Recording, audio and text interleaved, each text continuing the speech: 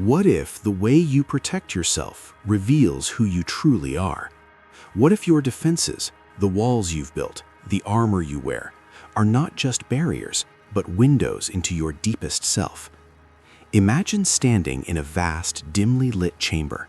Ancient stone walls surround you. The air is thick with mystery. Before you, 5 shields rest against the weathered surface, each one different, each one calling. One will draw your eye. One will resonate with something deep inside you, something you may not even know is there. This isn't just a test. It's a doorway into your unconscious mind, into the hidden mechanisms that guide how you face the world when it threatens to break you open. Carl Jung believed that we don't choose our symbols randomly. Our psyche speaks through them. Your choice today, the shield that captures your attention, will reveal the emotional defense mechanism you rely on most.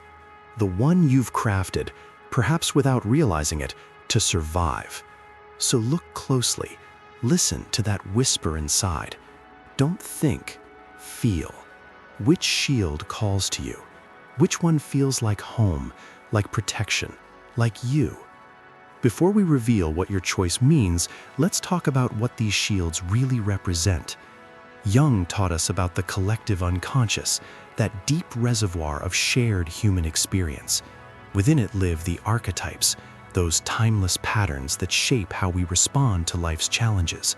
Your emotional defenses are not weaknesses, they are strategies, survival mechanisms forged in the fires of your past. When you were young, when you were vulnerable, when the world felt too big or too harsh, you learned to protect yourself. You built a shield. Some people intellectualize. They turn feelings into thoughts, pain into analysis. Others project, seeing in the world what they cannot face in themselves. Some retreat into solitude. Others become warriors, attacking before they can be attacked. And some they simply deny, refusing to see what hurts too much to acknowledge. Your shield is not random. It chose you as much as you chose it. It reflects your wounds, your fears, your deepest truths. And what you're about to hear might surprise you, maybe even shake you. Because these defenses, they reveal not just how you protect yourself, but what you're protecting. Take a breath. Clear your mind. Look at these 5 shields. One purple and ornate, one silver and structured, one bronze and weathered, one painted with vibrant colors, one dark, almost black, forged in shadow. Which one pulls at your soul? At first glance, this shield appears almost regal.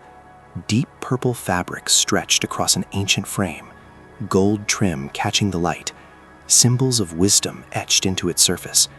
It's not the biggest shield, it's not the heaviest, but there's something about it that speaks of inner worlds, of mysteries known only to those who dare to look within. Purple has always been the color of royalty, yes, but also of spirituality, of transformation, of the space between the conscious and the unconscious. This shield doesn't just protect, it transforms. It takes the raw pain of experience and turns it into something else entirely. If this shield drew your attention, deep inside you crave understanding. You are the analyst, the thinker, the one who turns emotions into ideas, feelings into philosophies. You don't just feel pain, you study it, you dissect it, you give it names and categories and meanings. This is the shield of intellectualization, and it connects to Jung's archetype of the sage or the hermit. You are the one who withdraws, not from fear, but from a need to comprehend. Perhaps you grew up in an environment where emotions were dangerous, unpredictable, overwhelming. Maybe you learned early that feelings could consume you if you let them. So you built this beautiful, intricate shield that says, I will not be controlled by what I feel. I will understand it instead. Your greatest strength lies in your ability to find meaning in suffering. While others drown in their emotions, you float above them, observing, learning, growing. You turn your wounds into wisdom. Your pain becomes philosophy. You are the friend who always has insight, who can explain why something hurts, who helps others make sense of their chaos. Yet there's something you may not realize. Jung reminds us that every defense has its shadow. Your intellect, that brilliant shield, can become a prison. When you analyze everything, when you turn every feeling into a thought, you risk losing the feeling itself. Emotions are not meant to be understood alone. They are meant to be felt, lived, moved through your body like waves. In relationships, you likely seek partners who can match your depth, who want to explore ideas and meanings with you. But do they ever say you're distant, that you're in your head? Do they crave your presence, not just your insights? Can you sit with raw emotion without needing to explain it, without turning it into a lesson or a theory? Do you fear being overwhelmed? Do you believe that if you stop thinking and just feel, you'll lose yourself completely? This purple shield whispers, you are brilliant, you are wise, you transform darkness into light through understanding. But remember, some truths live in the body, not the mind. Some wounds heal not through analysis, but through tears, through screams, through the messy, irrational release of what you've held so carefully at bay. The path forward is not to abandon your intellect, it's your gift. But perhaps, just perhaps, you can learn to set the shield down sometimes. To let yourself be confused, to not know, to feel without understanding why. At first glance, this shield is all structure. Silver metal gleaming, geometric patterns etched with precision, lines and angles forming a perfect defense. It's organized, it's reliable, it's exactly what you'd expect a shield to be. There's comfort in its predictability, in its solid, unwavering presence. Silver reflects, it shows the world back to itself. And the shield, this beautiful, orderly construction, does exactly that. It doesn't absorb attacks, it deflects them. It says, this is not about me, this belongs to you. If this shield captured your gaze, you are the architect of emotional order. You are drawn to projection, that fascinating defense mechanism where we see in others what we cannot face in ourselves. You've built a mirror, not a wall. And Jung would smile at this because he knew that projection is one of humanity's most common and most revealing defenses. This connects to the archetype of the guardian or the traditionalist. You believe in structure, in right and wrong, in clear boundaries.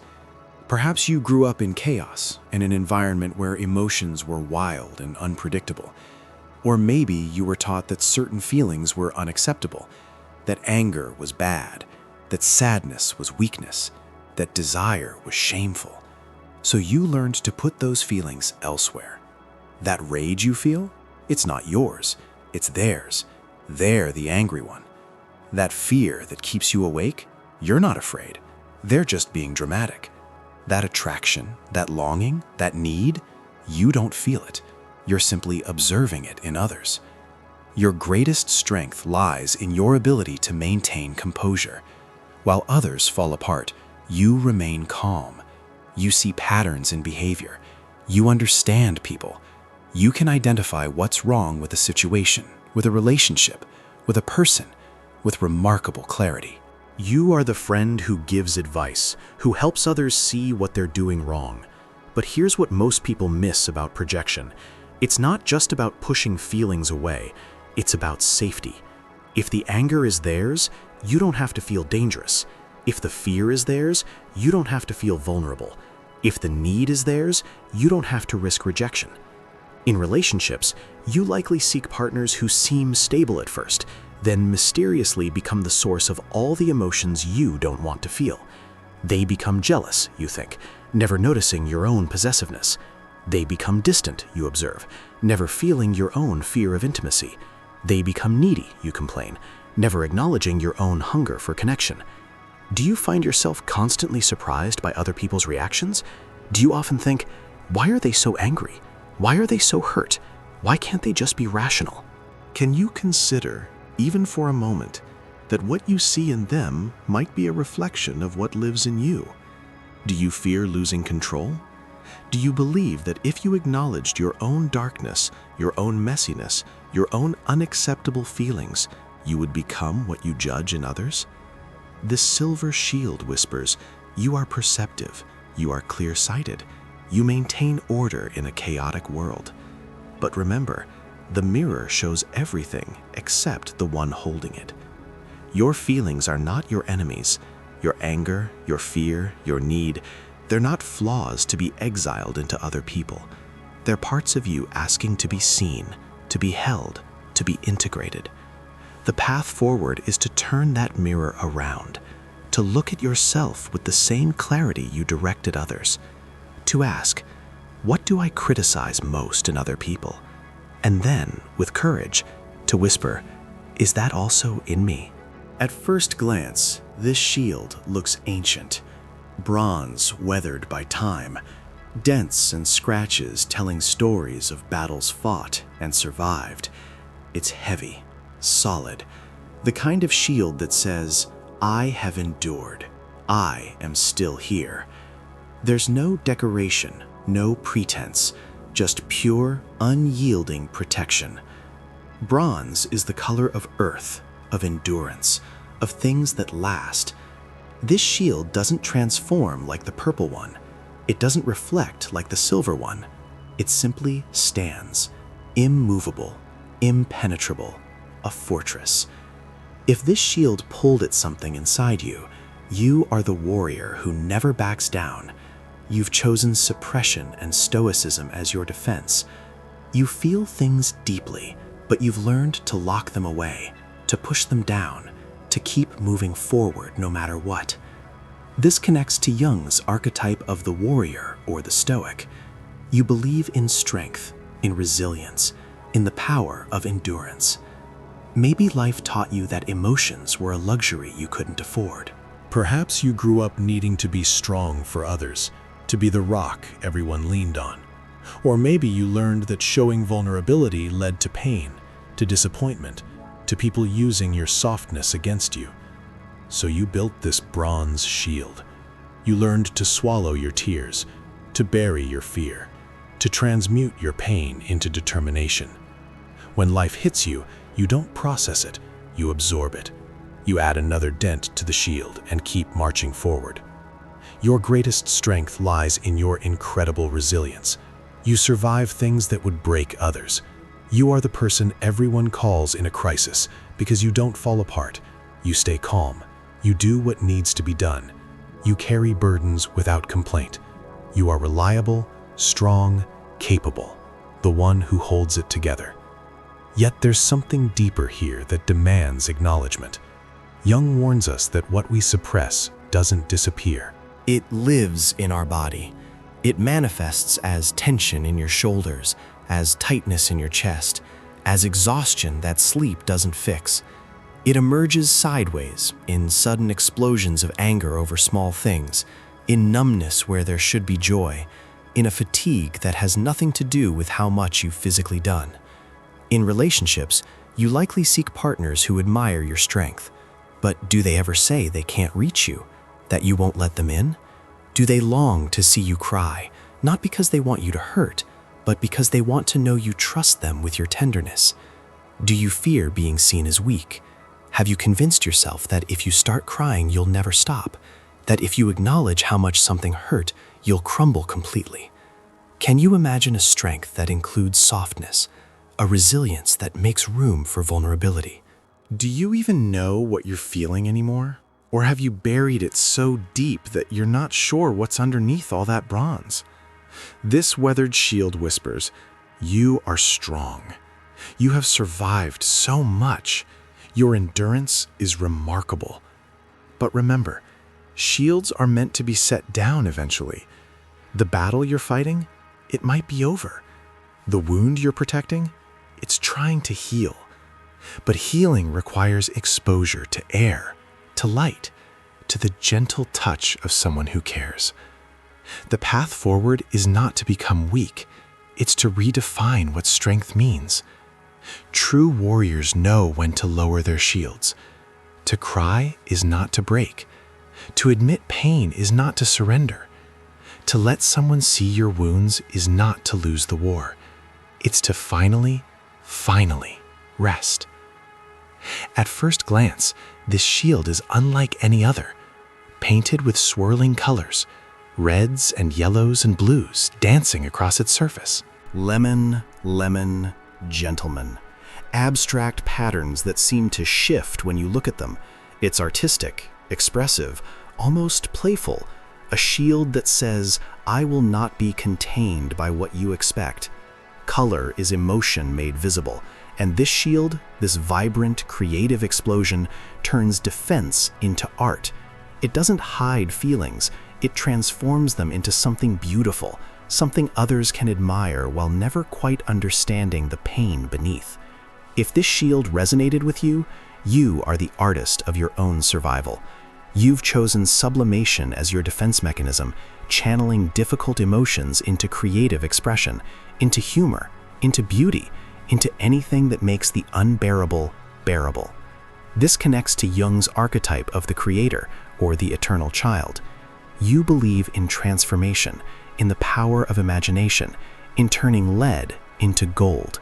Perhaps you grew up learning that direct expression of pain was not allowed, not heard, not safe. Maybe you discovered early that you could capture attention, earn love, find meaning by making something beautiful out of your suffering. So, you became the one who jokes when things hurt, who writes poetry about loneliness, who paints their anxiety, who dances their grief. You take the raw material of trauma and spin it into art, into stories, into performances that move others while keeping your actual vulnerability safely disguised. Your greatest strength lies in your ability to create meaning and beauty from darkness. While others are paralyzed by pain, you're creating. You give the world gifts born from your wounds. You help others feel less alone by transforming your private anguish into shared experience. You are the friend who makes everyone laugh, who sees beauty in broken things, who reminds others that suffering can birth something worthwhile. But here's what you may not realize. Jung knew that sublimation is one of the healthier defenses, yes, but it's still a defense. When you always turn pain into performance, when every wound becomes material for your art, when do you simply feel it? When do you let yourself be broken without needing to make something beautiful from the pieces? In relationships, you likely seek partners who appreciate your creativity, your humor, your unique way of seeing the world. But do they ever say they don't know the real you? That beneath all the color and performance, they can't find the raw, unedited human? Do they long for you to stop entertaining them and just be with them in the quiet, difficult truth? Do you fear being ordinary? Do you believe that your pain only matters if it produces something valuable? That your feelings are only acceptable if they're wrapped in metaphor, in beauty, in something others can consume and admire? Can you allow yourself to hurt without making it art? To be sad without needing it to mean something? To simply exist in your mess without transforming it into a performance? This colorful shield whispers, you are creative. You are an alchemist, turning suffering into gold. Your ability to find beauty in darkness is a gift. But remember, not every feeling needs to be a masterpiece. Not every pain needs an audience. Sometimes the most creative thing you can do is nothing. To sit with what hurts, to not make it poetry, to not turn it into a joke, to let it be ugly, meaningless, raw. The path forward is not to stop creating. Your art is medicine for you and for the world. But perhaps you can learn to distinguish between creation that heals and creation that hides. To ask yourself, am I making this because I want to, or because I'm afraid of what happens if I don't? At first glance, this shield is almost invisible, dark, nearly black, forged from shadows themselves. It doesn't catch the light, it absorbs it. There's something unsettling about it, something that makes others look away. But you see its power. You recognize its necessity. This is not a shield that seeks to be admired. It seeks to be left alone. Darkness is not absence, it's presence. It's the space where things hide, where truths live that are too dangerous for daylight. This shield doesn't protect by deflecting or transforming. It protects by disappearing, by making you invisible, by ensuring that no one sees enough to hurt you. If this shield called to you most powerfully, you are the keeper of shadows. You've chosen withdrawal and isolation as your defense. When the world threatens, you don't fight it. You vanish. You retreat into yourself, into solitude, into the safety of being unknown. This connects to Jung's archetype of the shadow itself, or the hermit who dwells in darkness. You understand what others fear to acknowledge, that sometimes the world is too much, that people hurt. That connection costs. That vulnerability is dangerous. Perhaps you learned through betrayal, through abandonment, through having your openness used as a weapon against you. So you learned to need no one, to want nothing, to exist in your own private world where no one can reach you, and therefore no one can hurt you. You are the person who disappears when things get hard, who doesn't answer calls, who keeps conversations surface level, who has acquaintances but no one who really knows you. Your greatest strength lies in your self-sufficiency. You've learned to be complete alone. You don't need validation from others. You don't require constant company or reassurance. You're comfortable in your own mind, in your own space. You are the friend who respects boundaries, who never intrudes, who understands that sometimes people need to be left alone. But Jung reminds us that isolation, while sometimes necessary, becomes a prison when it's permanent. When you withdraw from everything difficult, you also withdraw from everything beautiful. Connection, love, belonging, they all require vulnerability. They all require being seen. And your dark shield, it keeps you so safe that nothing can touch you. Not pain, yes, but also not joy.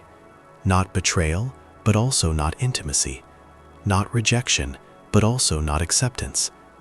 In relationships, you likely keep people at a distance. Even those closest to you might say they don't really know you. You reveal only what's safe. You share only what won't make you vulnerable. Do they feel like they're always reaching for someone who keeps stepping back? Do they wonder if you even need them at all? Do you fear being known? Have you convinced yourself that if people saw the real you, they would leave? That it's better to be alone by choice than to risk being alone because someone chose to abandon you? Gentlemen, can you consider that the shield you built to protect you from pain is also preventing you from love? What are you hiding from? And more importantly, what are you hiding from yourself? Because withdrawal isn't just about others. Sometimes we retreat from our own feelings, our own needs, our own desperate longing for connection that we've convinced ourselves we don't have. This shadow shield whispers, you are strong in your solitude. You have survived by needing no one. Your independence is hard-won and real. But remember, humans are not meant to live alone. We are wounded in relationship, and we heal in relationship. The cave you've retreated into, it's kept you safe, but it's also kept you frozen. Nothing grows in complete darkness. The path forward is terrifying, and I won't pretend it isn't. It's about taking small risks, letting one person see one real thing, staying present when your instinct is to disappear, answering the call instead of letting it go to voicemail, believing that maybe, just maybe, you are worth knowing, that your presence matters, that the world is diminished by your absence. Your choice wasn't random. It was a whisper from the deepest part of you, from that unconscious realm where your survival strategies live. The shield you chose reveals not just how you protect yourself, but what you believe about the world, about others, about your own worth. The purple shield of intellectualization shows a brilliant mind that sometimes forgets the body holds wisdom too. The silver shield of projection reveals a mirror that needs to be turned inward. The bronze shield of suppression speaks of a warrior who has forgotten that even warriors need to rest. The colorful shield of sublimation belongs to an artist who sometimes confuses performance with presence. The shadow shield of withdrawal protects someone who believes safety and connection cannot coexist. But here's what you knew. what he spent his life trying to teach. These defenses, they served you once. They kept you alive when you were vulnerable, when you had fewer resources, when the world was bigger than you could handle. They deserve gratitude, not judgment. Yet what protected you then might be limiting you now. The question is not whether you have defenses. Everyone does. The question is, are you aware of them? Can you choose when to use them and when to set them down? Or do they control you, operating automatically, keeping you safe from dangers that no longer exist, while also keeping you from the very things you long for? Until you make the unconscious conscious, Jung said, it will direct your life, and you will call it fate. Your shield, the one you chose today, it's been directing you, keeping you in patterns, recreating familiar dynamics. Gentlemen, protecting you from old wounds while preventing new healing. What would it mean to become conscious of your shield, to thank it for its service, to recognize that you are no longer the child who needed it so desperately, to choose, moment by moment, whether to hide behind it or to cautiously, courageously set it down? I want you to sit with what you've learned today, not to fix yourself, you're not broken, but to know yourself, to see yourself with compassion, to understand that your defense mechanism is a map of your history, a testament to your survival, and perhaps an invitation to evolve. Tell me in the comments which shield called to you, not just its color, but why. What did you recognize in yourself? What surprised you? What hurt to admit? What are you ready to change? And if you found truth here, if something resonated, share this with someone who needs to hear it. We all carry shields. We're all protecting something precious and wounded inside. And maybe, together, we can learn when to defend and when to open, when to hide and when to be seen. Until next time, keep your curiosity alive. Keep looking inward. Keep becoming conscious of what moves you, what protects you, what holds you back, and what finally might set you free.